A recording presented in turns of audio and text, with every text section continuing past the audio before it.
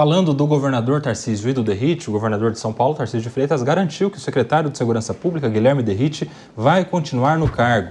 Essa declaração foi dada após a mãe do estudante de medicina morto enviar uma carta pedindo a demissão do secretário.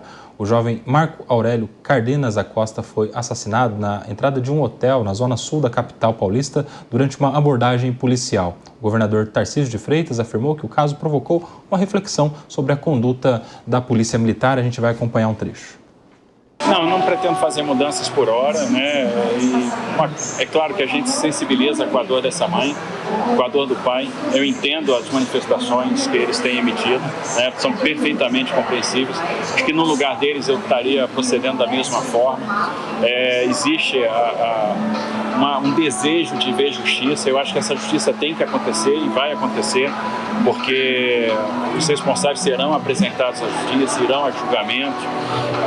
Então é perfeitamente compreensível e, obviamente, isso provoca a reflexão. Nós temos que refletir, sim, sobre procedimentos, sobre conduta, sobre política de segurança pública, sobre efetividade das políticas, para que a gente possa cumprir o papel que é de proteger a sociedade como um todo. O governador do estado de São Paulo garantindo a permanência de Guilherme Derrite no cargo de secretário de Segurança Pública após o pedido da mãe daquele jovem estudante de medicina que foi morto em uma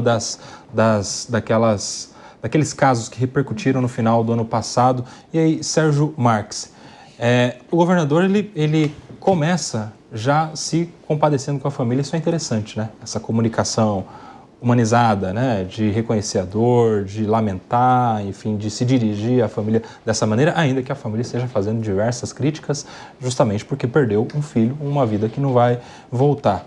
Mas, na sua experiência, que lidou com comando de policiais, enfim, com números de operações, números de ocorrências, se a cada morte como essa, ou se a cada erro de um policial trocar o secretário, tem um secretário por mês, por semana na polícia, né? Como você vê essas críticas, a reação do governador? É preciso fazer o quê? É revisão do protocolo? É investir em treinamento, em atualização dos policiais, é verificar a jornada de trabalho de cada um dos policiais, se eles não estão trabalhando até para mais do que a mente humana, o corpo humano são capazes de aguentar para um trabalho que exige tanto, né? E em tão pouco tempo das decisões de um agente de segurança. Professor Sérgio Marques.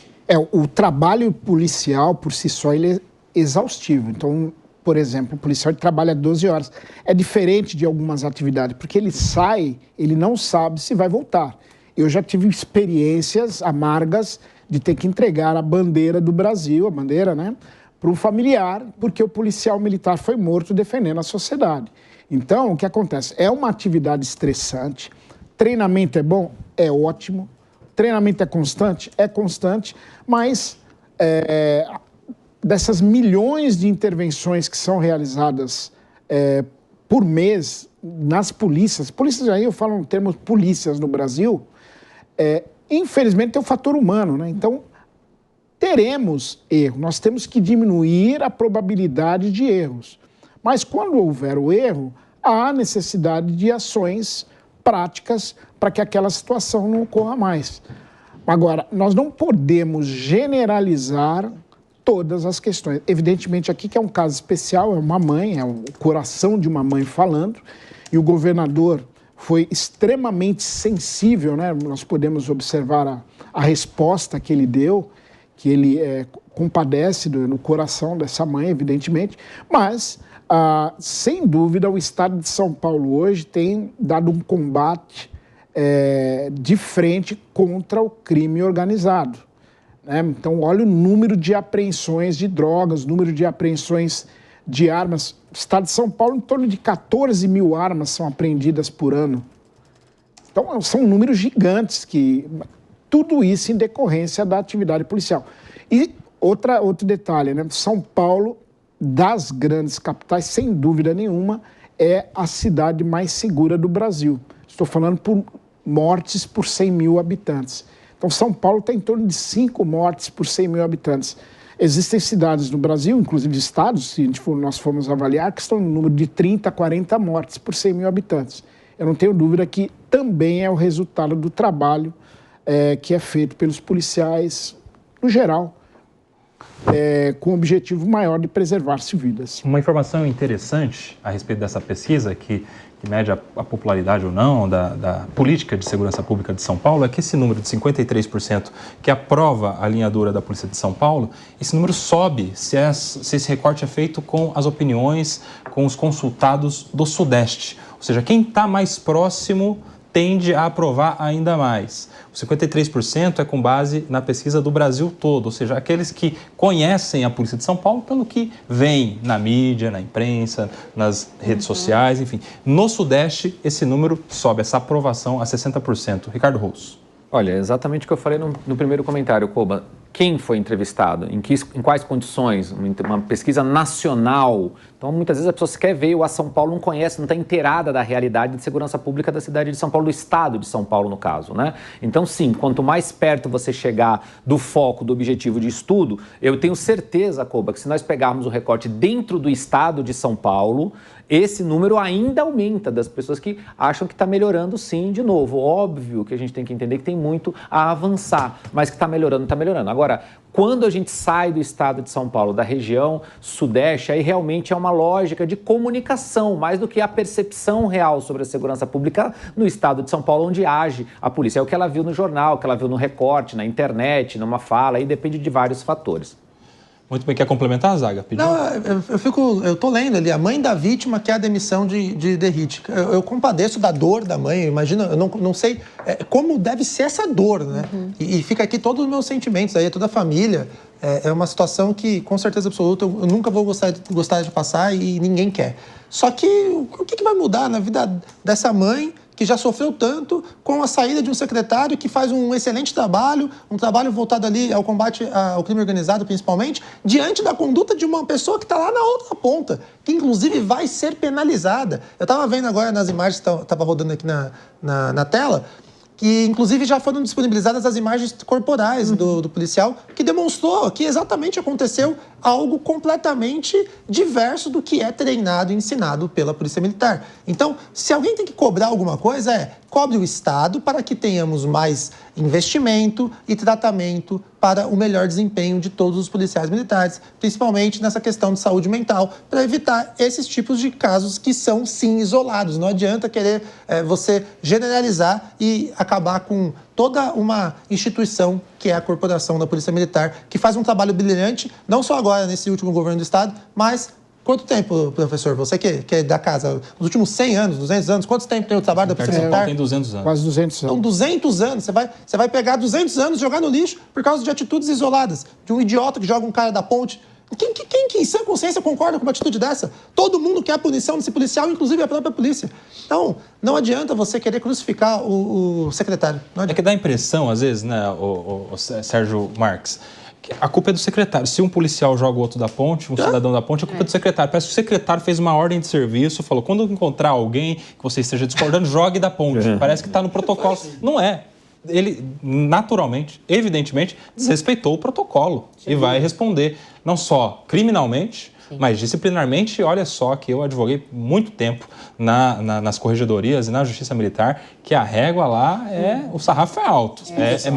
Muita rigidez, até excessiva às vezes, muita rigidez no julgamento de casos militares, não é? Sim, a corregedoria, evidentemente que eu estou falando de São Paulo, que eu conheço a corregedoria de São Paulo, né, da Polícia Militar, ela é extremamente exigente. Então, qualquer desvio que haja dos policiais, ela vai para cima mesmo. Não só a corregedoria, porque a corregedoria é a parte final, mas os próprios comandantes que estão no comando de tropa, evidentemente que já tomam por si só, o próprio Código Penal Militar já diz que de ofício já é instaurado procedimentos para avaliar aquela situação, inclusive muitas vezes resultando o próprio oficial, por exemplo, prendendo um policial que cometa algum desvio desde que caracteriza a situação de flagrante. Isso é muito corriqueiro. E tem uma questão política envolvida aí também, né, o Sérgio Rose? Sérgio Rose. Já tem uma promoção boa aqui. Tem tanto Sérgio. Tem tanto Sérgio que a gente vai. Ricardo Rose. Me perdoe. Olha o corte aí. É uma honra. Dois colegas Sérgio aqui. Mas sabe que Sérgio significa, sabe o quê? Nós estávamos pesquisando aqui antes do início do programa. Aquele que serve. E a Bíblia diz que maior é aquele que serve. Então, sinta-se honrado. Muito obrigado. Senhor Sérgio Ricardo Rose. O ouvinte aqui da Jovem Pan. Olha, certamente tem um componente político, porque a gente não viu uma pesquisa sobre a polícia da Bahia, por exemplo, que é um governo de esquerda, que é muito mais violenta do que a polícia de São Paulo. Por quê? Porque o governador Tarcísio é um presidenciável. Está nas pesquisas, é candidato. Se for candidato ao governo de São Paulo, muito provavelmente é reeleito com tranquilidade. Se for candidato a presidente da República, tem boas chances, na ausência e tendo o apoio do ex-presidente Jair Bolsonaro. Então, é político, sim. O secretário Derrite é cotado para ser candidato ao Senado aqui em São Paulo, junto com o Eduardo Bolsonaro. Então, tem todo o componente político, todo o componente político. Ninguém está tão preocupado com a letalidade, é uma palavra que eu não gosto de dizer, de polícia. Não, a gente estava discutindo o Amapá, que é o número 1 a cada 100 mil habitantes, estava discutindo a Bahia, que tem uma violência imensa, mas nós não estamos discutindo esses estados. A pesquisa foi para São Paulo, então certamente tem um componente político. E tem toda uma questão também envolvendo a tentativa do governo federal de falar cada vez mais sobre segurança pública. A PEC da segurança, essas normas recentes aí regulando o uso da força policial, a insistência com a questão das câmeras corporais dos policiais. A gente viu aquele fato triste, também lamentável, no Rio de Janeiro, onde a PRF atirou num carro lá, atingiu a cabeça de uma cidadã e estava sem câmera corporal. Sabe por quê? Porque no governo federal não há esta prioridade tão grande de câmeras, mas em relação ao quintal do Derrite aqui, aí todo mundo quer ficar dizendo que tem que ter câmera 24 horas em todas as ocorrências, em todos os policiais, gravando ininterruptamente. E no governo federal, a licitação para comprar a câmera foi só no final do ano passado. Ficaram 2 anos falando do quintal de São Paulo, sem abrir uma licitação para comprar câmera para a Polícia Rodoviária Federal. Priscila Silveira. Aqui eu concordo com o Sérgio Rose, eu concordo com o Rose, Coba, porque a gente vê que, em virtude de ser aqui o nosso governador, um futuro inevitavelmente presidenciável, e ele faz um bom trabalho aqui no estado de São Paulo, assim como o Derrite. Agora, o que é importante a gente falar? Claro que a política vai ensejar, né, uma forma de dar essa notícia. Como eu disse, a gente é contra a espécie de violência e o coronel já trouxe aqui que a polícia ela é incidente na forma de se punir, mas é importante a gente dizer o seguinte, né? Por que eu disse, olha, me solidarizo com a dor dessa mãe, né? Mas o fato de pedir a demissão é um direito dela, né, de pedir. Agora, quando eu falo que não teria cabimento, eu explico. Ele poderia ser demitido, no meu conhecimento, como? Olha, eu determino que você chegue atirando em determinado lugar. Aí a gente observa uma hierarquia, uma ordem hierárquica que é cristalinamente legal. Aí ele poderia responder por esse pedido. Agora, a gente precisa lembrar que nós temos, eu não sei a quantidade de policiais militares, ainda bem que a gente tem, para poder fazer aqui a segurança pública do nosso estado, e são pessoas, são condutas humanas, onde por mais treinados que eles sejam, por mais, né, enfim, a gente tem aqui o trabalho exaustivo, não é nem essa discussão. Eu não tenho como, enquanto secretário de qualquer que seja, né, a atividade, mais ainda de segurança pública, de saber o que cada um desses homens fará na rua. É lógico que ele não pode estar incentivando, olha, sai matando, sai atirando, porque aí a gente poderia, eventualmente, trazer uma responsabilização do secretário. O que eu não acho, e não vi, eu não ouvi, não li que ele tenha feito isso. Olha, policiais militares, eu quero que vocês sejam tão incidentes que não basta você fazer a segurança aí, né, pública, você vai sair prendendo e batendo e matando. Eu não acho que foi esse e nem é a diretriz do atual secretário de Segurança do nosso estado, a ponto de colocá-lo, né, colocá-lo aí num ato demissional sugerido e pleiteado por essa mãe, muito embora é um direito dela pedir, e como bem colocou aqui o nosso governador, ele solidariza, mas deixou claro, e eu também sou partidária do que ele disse, de que não é o caso, muito embora tenha sido um desastre, né, como a gente observou, a demissão do secretário, porque eu pego um cenário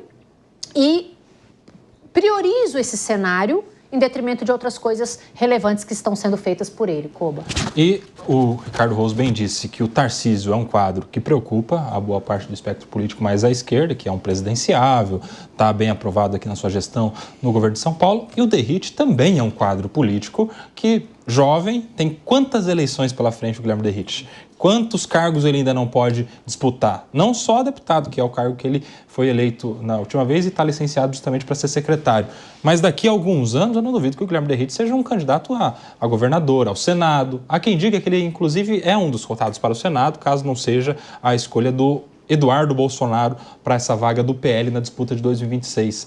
E, além disso, trazendo também para essa disputa a questão da votação para policiais, né? Porque a gente tinha o cargo do Major Olímpio, da polícia, que tinha esse apego à pauta de segurança e que depois do seu falecimento está com seu suplente, que não é um policial como seria o Guilherme Derrite. E aí, Zaga? Isso faz sentido também pelo fato do Ricardo Salles ter migrado para o Partido Novo, exatamente para você ter pelo menos 2 grandes nomes que consolidem a vitória da direita no estado de São Paulo. É muito difícil você não considerar que em 2026 saiam eleitos 2 senadores da direita no estado de São Paulo, porque a esquerda não tem esses nomes. Vejam, a gente está aqui o programa inteiro discutindo vários temas e em todos os temas a gente se depara.